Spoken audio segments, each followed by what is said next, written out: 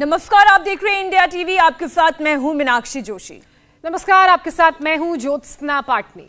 बात फडणवीस रिटर्न्स। जी हां, महाराष्ट्र में फडणवीस के शपथ ग्रहण की तैयारी शुरू हो चुकी है। बड़ी खबर, हर कोई ये जानना चाहता है कि फडणवीस का नया मंत्रिमंडल कैसा होगा, कौन मंत्री बनेगा, शिवसेना से कितने मंत्री होंगे।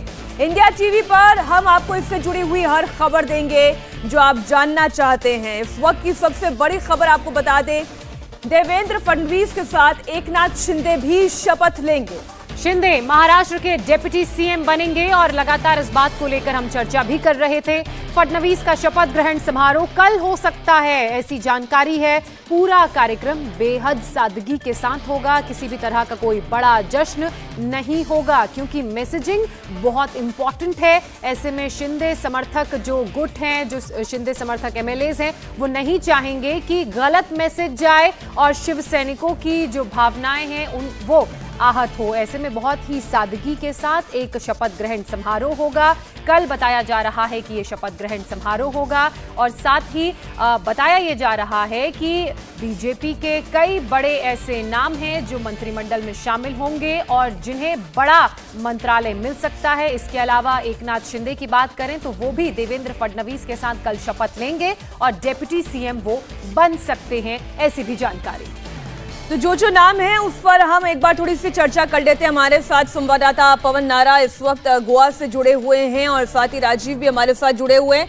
पहले तो मुख्यमंत्री देवेंद्र फडणवीस पवन, और साथ ही उप मुख्यमंत्री के तौर पर भी कोई बहुत ज्यादा संशय होना नहीं चाहिए, एकनाथ शिंदे का नाम तय नजर आता है।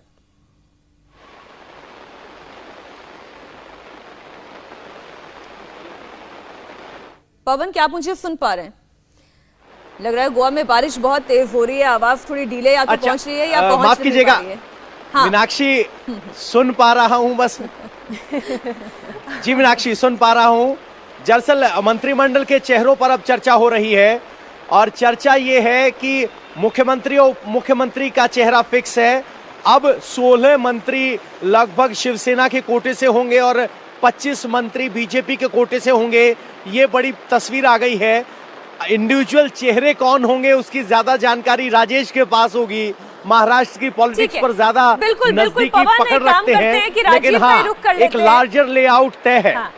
तो राजीव का ही रुख कर लेते हैं। राजीव, देवेंद्र फडणवीस मुख्यमंत्री बनेंगे, मंत्रिमंडल में क्या चंद्रकांत पाटिल को जगह मिलेगी, क्या मुनगंटीवार को जगह मिलेगी, एकनाथ शिंदे का जो पूरा गुट है उस शिंदे सेना से कितने नेताओं को शामिल किया जाएगा मंत्रिमंडल में या राज्य मंत्री बनाया जाएगा, इस पर पूरी डिटेल आप दें।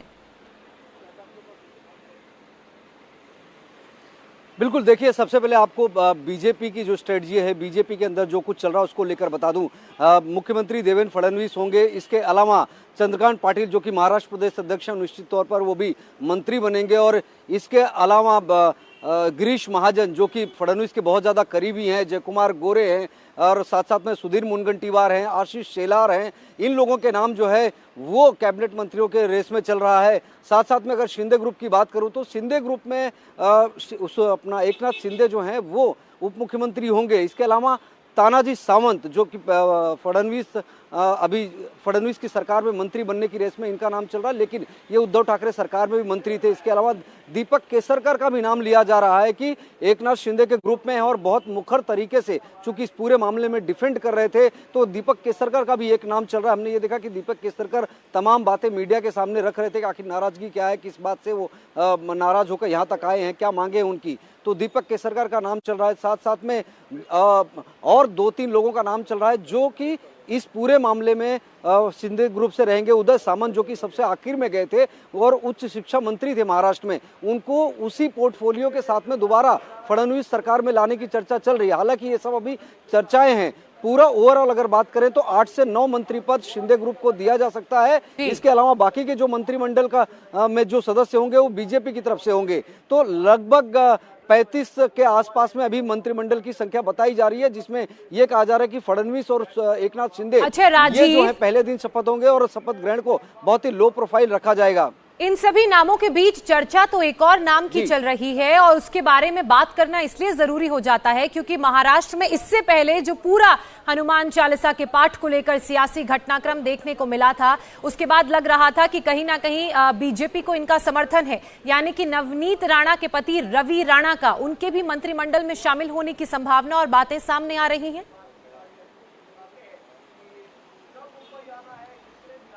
देखिए, रवि राणा को समर्थन बीजेपी का था या नहीं था, अब ये बात अलग हो चुकी क्योंकि परिस्थितियां राजनीति की बिल्कुल बदल गई हैं। लेकिन इतना तो जरूर है कि कहीं ना कहीं बीजेपी जिस तरह के मुद्दे उन्होंने उठाए थे और पूरा का पूरा जो सरकार थी उसको घेर कर रखा था, हनुमान चालीसा के नाम पे अमरावती से लेकर मुंबई तक राजनीतिक रण चल रहा था और उसके बाद में उनकी गिरफ्तारी भी हो गई और जिस तरह की धाराएं लगाई गई उसको लेकर सबसे पहले बीजेपी ने आपत्ति जताई थी। तो इतना तो तय है कि रवि राणा को इस सरकार में कुछ ना कुछ मिलेगा, लेकिन किसके कोटे से आएंगे?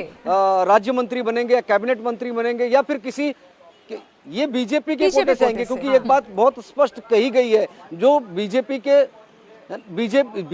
के कुछ नेताओं से हमारी जब कल रात को बात हुई तो उन्होंने ये कहा कि जो निर्दलीय विधायक हैं जो बीजेपी के साथ हैं उन विधायकों को अपने कोटे से बीजेपी मंत्री बनाएगी और जो निर्दलीय विधायक शिंदे ग्रुप के साथ में हैं उनको मंत्री पद शिंदे ग्रुप को अपने कोटे से देना पड़ेगा। यानी कि जो शिंदे ग्रुप के कांटेक्ट में है, समर्थन में है, उन्हें शिंदे ग्रुप के जो कोटा होगा फॉर्मूला तकरीबन तय हो गया है कि 8 से 9 चेहरे जो हैं वो शिंदे सेना की ओर से आएंगे और इधर बीजेपी से बाकी के चेहरे दिखाई देंगे। आप लोग बने रहिएगा हमारे साथ। इंडिया टीवी हर वक्त हर जगह डाउनलोड करने के लिए सर्च करें India TV news Google play store या ऐप स्टोर पर।